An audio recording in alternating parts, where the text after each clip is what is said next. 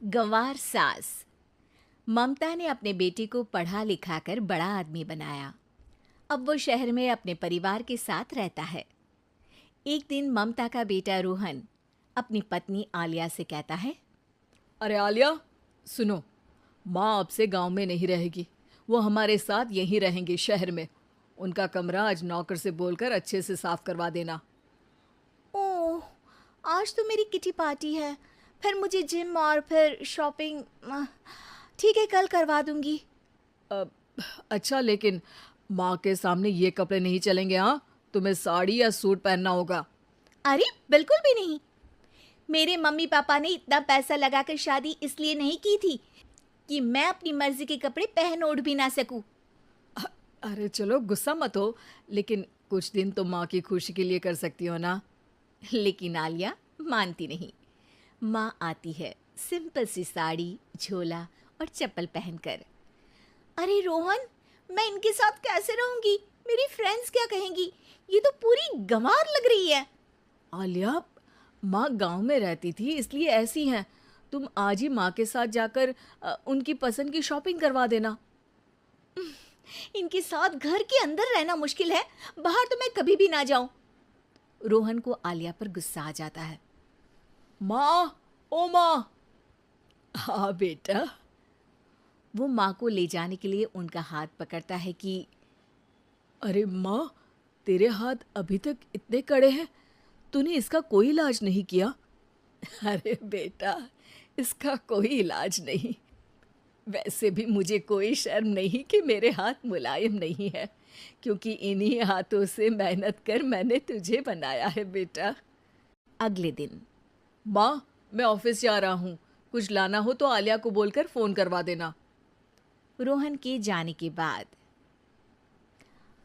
आप ना आज कमरे में ही रहिएगा, घर में पार्टी है, मेरी सहेलियां आ रही हैं, मैं उन लोगों के सामने आपको नहीं ला सकती हूँ।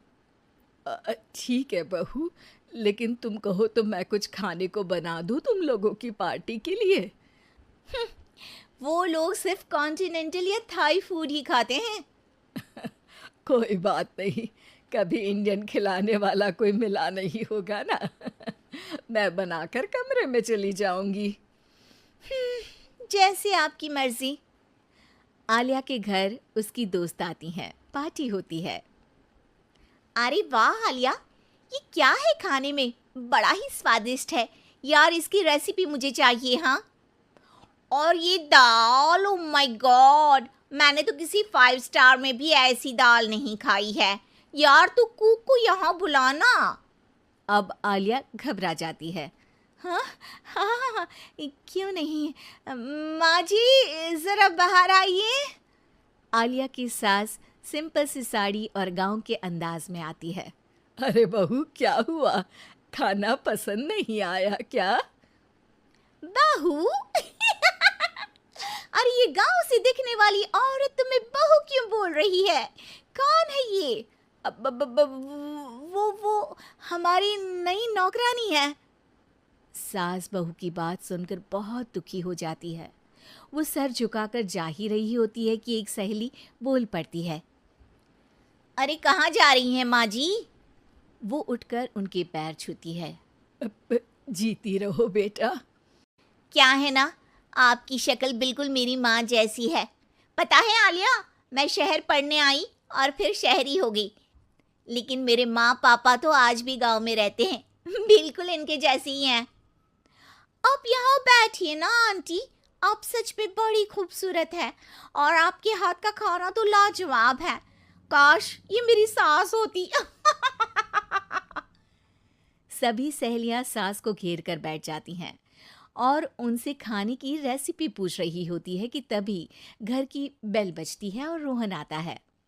अरे क्या बात है, आज आप लोग हमारे घर में?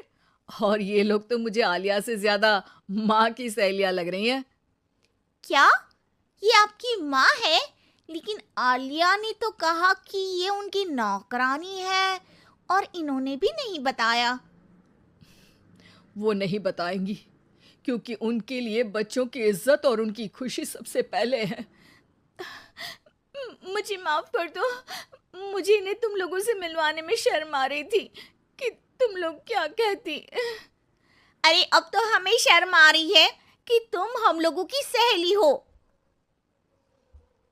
हाँ, जो माँ जैसी सास को नौकरानी बोले वो हमारी सहेली नहीं हो सकती। ये बोलकर सभी वहां से जाने लगती है कि सास बोलती है, आलिया की तरफ से मैं तुम लोगों से माफी मांगती हूँ। उसने जो कहा उसके लिए मैं उसे माफ करती हूँ। अब तुम लोग भी उसे माफ कर दो, क्योंकि अगर तुम लोगों ने उससे दोस्ती तोड़ी तो फिर मेरे हाथ का खाना कैसे खाओगी? नहीं नहीं आंटी, जरूर आएंगे, लेकिन अब आलिया की नहीं बल्कि आपकी सहेली बनकर। गंवार सास।